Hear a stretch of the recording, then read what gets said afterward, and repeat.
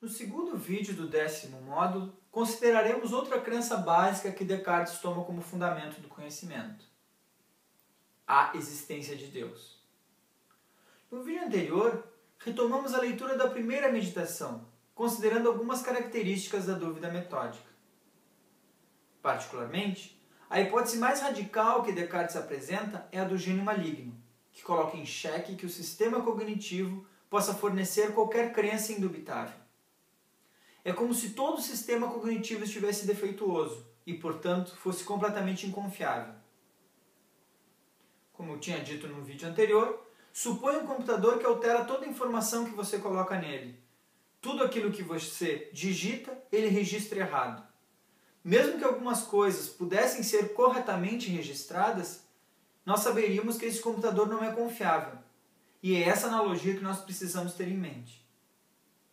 Mas seguindo essa analogia, na segunda meditação, Descartes diz algo como: ainda que esse computador seja inconfiável, nós não podemos negar que esse computador existe. Senão, sequer as informações que ele armazena existiriam. Do mesmo modo, se parece que eu vejo uma árvore, para utilizar o exemplo de Feldman, quer eu esteja dormindo, quer eu esteja acordado, quer eu esteja alucinando, ou quer eu esteja em sã consciência, se eu creio, parece que eu vejo uma árvore, isso é uma descrição do meu estado mental. Só que essas descrições dos nossos estados mentais, elas são sempre verdadeiras. Elas são sempre verdadeiras porque elas independem da existência real da árvore. Se descrições dos estados mentais internos são sempre verdadeiras, então são crenças básicas, porque elas são indubitáveis. E elas não dependem de outra crença e são imunes à dúvida. Mas essas crenças, ainda que básicas, não parecem ser o fundamento sólido para o conhecimento, porque elas são verdadeiras concomitantemente com a hipótese do gênio maligno. Ou seja, é preciso provar que a hipótese do gênio maligno é falsa. Descartes, a fim de provar que a hipótese do gênio maligno é falsa, buscou estabelecer que nós não podemos ser criaturas em um mundo demoníaco, mas sim criaturas geradas por um Criador que não nos permitiria duvidar de ideias claras e distintas, ou, em nosso vocabulário, que as crenças básicas são crenças verdadeiras e que há um mundo exterior que corresponde a elas. O fato de que nossas crenças básicas, por vezes, não corresponderem ao mundo exterior, seria a prova da imperfeição do nosso sistema cognitivo. Por vezes, por mais atento que esteja, eu me engano. Parece, nesse sentido, que nosso sistema cognitivo é por natureza imperfeito. Afinal, se ele fosse perfeito, ele seria bem-sucedido sempre. Contudo, a ideia de um sistema cognitivo perfeito pressupõe a ideia de um sistema cognitivo imperfeito pressupõe a ideia de um sistema cognitivo perfeito. Do mesmo modo, é porque há casos de conhecimento, há casos que nós dizemos isso é conhecimento, que nós dizemos que há casos de ignorância. Ainda que nós não vamos analisar aqui a letra do texto do Descartes, podemos olhar para algumas indicações, alguns argumentos do texto de Arthur Polônio, em que ele diz, eu cito: ou a ideia de perfeição foi criada por mim, ou a recebi do mundo exterior, ou me chegou de qualquer outro lugar. Mas a ideia de perfeição não pode ter sido criada por mim. Isso porque eu não sou um ser perfeito, e um ser imperfeito não pode criar algo perfeito.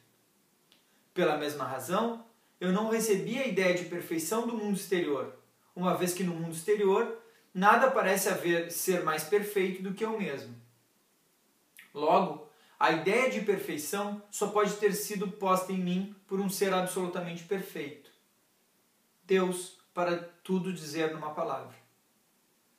Há muito que poderíamos falar sobre o argumento que Descartes emprega aqui, ou melhor, que Polônio emprega aqui, citando e interpretando Descartes. Uma das coisas que está em jogo é que a necessidade de um ser perfeito, que Descartes chama de Deus, nada mais é do que uma ideia que consiga provar que nosso sistema cognitivo é confiável. Ou seja, Deus aqui desempenha a ideia de perfeição que deve garantir que nosso sistema cognitivo se conecte efetivamente com verdades do mundo. Ou seja, que as crenças básicas possam justificar crenças não básicas e que essa conexão implique na verdade das crenças não básicas, o que por sua vez garante conhecimento. Em suma, o argumento acima serviria para mostrar que ou Deus existe ou o ceticismo é verdadeiro, porque a hipótese do gênio maligno não consegue ser derrotada. Contudo, supondo que Descartes tenha, como vimos acima, provado a necessidade da existência de Deus, ele ainda não provou a existência de Deus. Ou seja, ainda que ele consiga dizer que ou Deus existe ou o ceticismo é verdadeiro, ele precisa provar a falsidade do ceticismo. E, dentro da argumentação cartesiana, só é possível provar a falsidade do ceticismo provando a existência de Deus. Descartes, ao longo das meditações, pretende ter provado a existência de Deus. De modo rápido e introdutório, vamos dizer aqui que ele faz isso através de um argumento que ficou conhecido como argumento ontológico. O primeiro filósofo a empreender um argumento chamado de argumento ontológico foi Santo Anselmo em seu livro Proslógico. Uma versão simplificada do argumento ontológico é como se segue.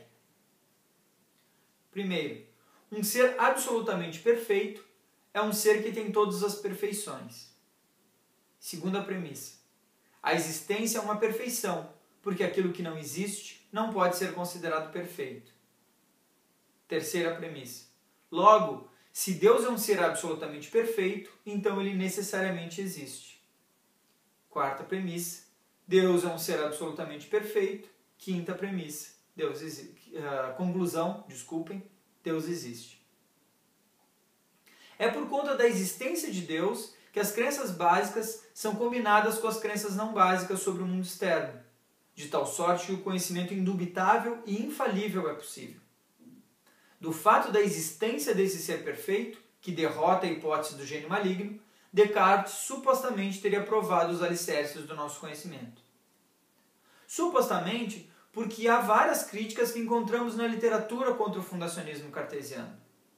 Aqui, nós nos deteremos basicamente sobre duas. A primeira é direcionada diretamente contra Descartes e ficou conhecida como Círculo Cartesiano. A segunda encontra-se no texto do Feldman e diz respeito a um problema geral para o fundacionismo cartesiano, ou seja, não somente para o fundacionismo que Descartes desenvolve nas meditações, mas para autores contemporâneos que defendem a estratégia argumentativa de Descartes. Na verdade, há uma série de objeções que poderiam ser levantadas diretamente contra Descartes. No texto de Arthur Polônio, encontramos três. Uma contra o cogito, uma sobre o círculo cartesiano e a terceira contra o argumento que Descartes faz em favor da existência de Deus. Vamos nos deter na crítica que diz respeito ao círculo cartesiano. Descartes nos apresenta o cogito como um fundamento do conhecimento, ou seja, como uma crença básica. Contudo, parece ser a existência de Deus que garante o fundamento do conhecimento, e não o cogito, porque é somente através da existência de Deus que nós derrotamos a hipótese do gênio maligno, que é a hipótese cética em questão. Mas, ou o cogito apresenta as características de uma crença básica, e então ele vai ser uma crença básica, mas se é assim, os argumentos em defesa da existência de Deus eles seriam desnecessários. Ou então, os argumentos em favor da existência de Deus são necessários, mas o cogito não é uma crença básica que é base do conhecimento. Isso é claramente um problema para os defensores de Descartes e o próprio Descartes, porque aqui nós estamos criticando o argumento de Descartes como se fosse um argumento circular. Mas se o argumento de Descartes é um argumento circular, então é um argumento falacioso. Ou seja, se o argumento de Descartes é falacioso, ele não conseguiu provar o seu fundacionismo. A segunda crítica, que vou apresentar rapidamente, diz respeito àquelas que Feldman coloca no seu texto. Particularmente, eu gostaria de deter a nossa atenção à crítica geral de Feldman ao fundacionismo cartesiano. Feldman diz que o fundacionismo cartesiano é uma perspectiva do conhecimento muito restritiva, porque aquilo que conta como uma crença básica, de acordo com essa teoria, são somente os nossos estados mentais internos e estados mentais internos específicos. Contudo, como vimos no capítulo sobre o fundacionismo moderado, parece que todos os nossos juízos espontâneos sobre o mundo são crenças básicas. Ou seja, o fundacionismo moderado, ele parece exatamente ser mais permissivo com aquilo que conta como uma crença básica. E, além disso, não necessitar de uma prova de uma existência de Deus, por exemplo. Mas se é assim, o fundacionista cartesiano precisaria dar uma resposta de por que os nossos juízos espontâneos não são crenças básicas. Nesse nosso 10º módulo, pretendemos retomar a primeira meditação e indicar as respostas que Descartes dá ao ceticismo que ele mesmo formulou. Um ceticismo bastante original e que certamente é a parte da sua filosofia que tem mais impacto na epistemologia, o ceticismo cartesiano. Ainda que de modo bastante rápido e introdutório, apresentamos as duas crenças fundacionais da epistemologia cartesiana: o cogito e a existência de Deus. O cogito tem como função apresentar as características de uma crença básica e a prova da existência de Deus derrotar a hipótese do gênio maligno. Após isso, mostramos algumas dificuldades que o fundacionismo cartesiano enfrenta. Uma endereçada diretamente a Descartes, que é a objeção chamada de círculo cartesiano. A outra, endereçada ao fundacionismo cartesiano em geral, que questiona o estatuto restritivo das crenças básicas. Nosso objetivo, no 10º módulo, não foi de apresentar uma análise minuciosa do conjunto das meditações, mas de indicar de modo breve e introdutório o modo como Descartes argumenta em prol do seu fundacionismo.